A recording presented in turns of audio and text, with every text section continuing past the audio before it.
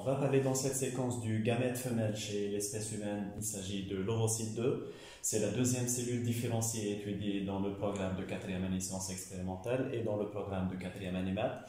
La première cellule différenciée, c'était donc le spermatozoïde, le gamète mâle. Je rappelle qu'une cellule différenciée, c'est une cellule qui est hautement spécialisée dans une fonction unique grâce à une structure qui lui est propre. Donc, qu'est-ce qui fait de cet ovocyte 2 une cellule si différenciée? Donc, d'abord, en quittant le follicule mûr au moment de l'ovulation, l'ovocyte 2 sera accompagné par toute une couche de cellules folliculaires. Ce sont les cellules de la corona radiata. Donc, c'est une couche de cellules qui va former une couronne tout autour de l'ovocyte 2. Ce sont des cellules somatiques diploïdes. Ce sont des cellules qui jouent plusieurs rôles, parmi lesquelles, bien sûr, elles accompagnent le gamète femelle. Ces cellules assurent sa nutrition et auront un rôle primordial dans le moment de la fécondation. Ça veut dire que ces cellules de la corona radiata vont faciliter le phénomène de reconnaissance entre le gamète mâle et le gamète femelle en dirigeant les spermatozoïdes par leur tête vers la surface de l'ovocyte 2. Ça veut dire que les cellules de la corona radiata vont piéger les spermatozoïdes qui essaient de passer entre elles. Elles vont le piéger par sa tête, l'attirer en se rétractant vers la surface de l'ovocyte 2 pour justement diriger sa tête qui porte les glycoprotéines vers des récepteurs qui se trouvent à la surface de la zone pellucide. Donc, ces cellules de la corona radiata, ce sont des cellules nutritives et facilitent la reconnaissance des gamètes. Deuxième élément caractéristique de cet ovocyte 2, c'est une cellule qui ne possède pas de noyau. Il s'agit plutôt d'un matériel nucléaire qui est bloqué en métaphase 2, et c'est pourquoi on considère que le gamète femelle ovocyte 2 est une cellule immature. C'est une cellule qui n'a pas encore terminé toute sa méiose. C'est une cellule qui attend l'arrivée d'un spermatozoïde pour se débloquer et pouvoir achever l'anaphase 2 et la télophase 2. Puisque c'est une cellule qui est bloquée en méiose, elle a déjà réalisé sa première division de la méiose. Elle a dégagé une petite cellule qui est restée piégée au niveau de l'espace périovocitaire. C'est le premier globule polaire. C'est une cellule non viable qui ne vit pas longtemps, elle dégénère rapidement. C'est une cellule qui a permis la réduction chromosomique.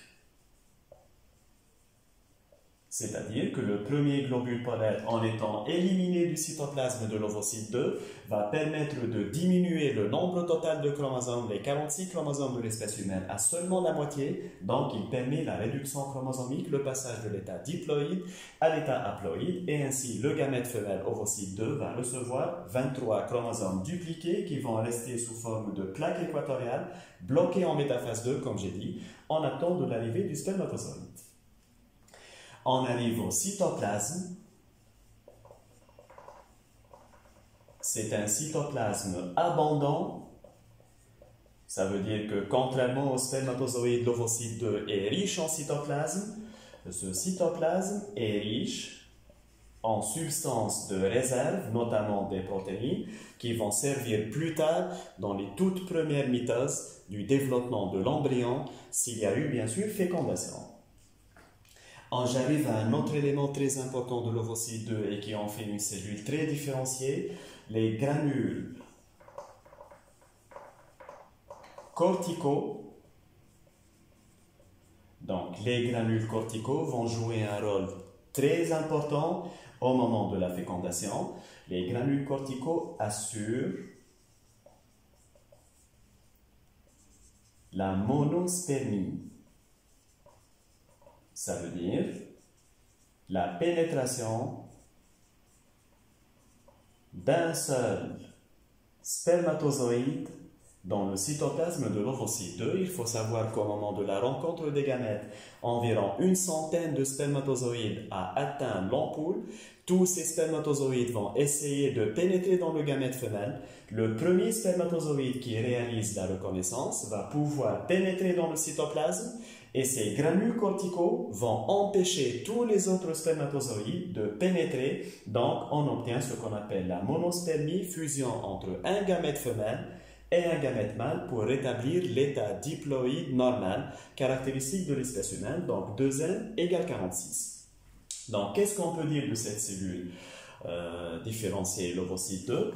D'abord, c'est une cellule de forme sphérique.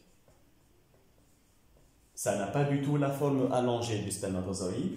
C'est une cellule qui est volumineuse. Donc, l'ovocyte 2 est volumineux, riche en réserve. C'est une cellule immobile, dépourvue de flagelle. Donc, c'est le gamète mâle qui doit réaliser le voyage pour atteindre le gamète femelle. Et c'est une cellule immature, car bloquée en métaphase 2. Je vais juste essayer de colorer cet espace périovocitaire, là où est bloqué l'ovocyte, le premier globule polaire, donc juste pour faire la différence, avec le cytoplasme. Et je termine par la zone pellucide. Voilà donc. La zone pellucide, que je vais aussi colorer par une autre couleur. Voilà, donc en vert, c'est la zone pellucide, à laquelle sont implantées les cellules de la corona radiata.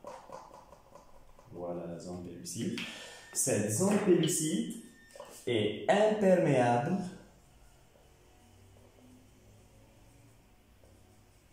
aux spermatozoïdes et porte à sa surface les récepteurs